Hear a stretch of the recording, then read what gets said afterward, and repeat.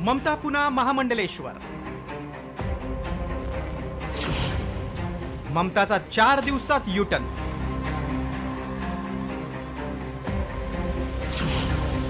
किन्नर आखाड्यानं राजीनामा फेटाळला.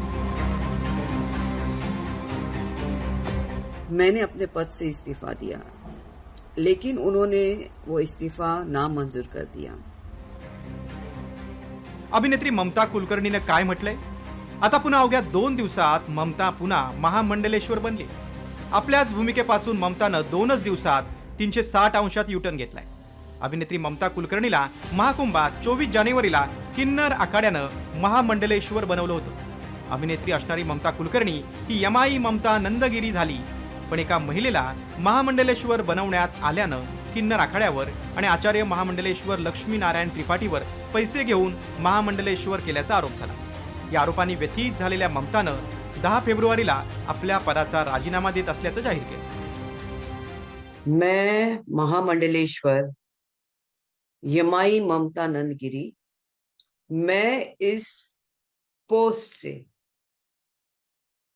मैं इस्तीफा दे रही हूं.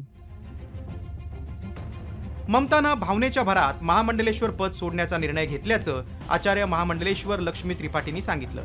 आणि ममतानं देखील आपला निर्णय बदलवत पुन्हा महामंडलेश्वर हे पद स्वीकारत पुन्हा अध्यात्माची कास धरली. आता जे महामंडलेश्वर पदाची ममता धरसोड करते ते महामंडलेश्वर पद म्हणजे काय आणि या पदाची प्रतिष्ठा काय असते ते पाहूया. हिंदू धर्मातील प्रमुख आखाड्यांमध्ये महामंडलेश्वर हे सर्वोच्च आध्यात्मिक आणि धार्मिक पद आहे. पंथ, संप्रदाय किंवा आध्यात्मिक संघटनेचं नेतृत्व करणाऱ्यांसाठी महामंडलेश्वर हे पद आहे. महामंडलेश्वराचं कार्य प्रामुख्यानं धार्मिक आणि आध्यात्मिक मार्गदर्शन करणं आहे. महामंडलेश्वर झाल्यानंतर व्यक्तीला कुटुंबियापासून दूर राहावं लागतं. महामंडलेश्वराचं जीवन त्यागानं भरलेलं असून या पदावर येण्यासाठी 5 स्तरांची परीक्षा असते.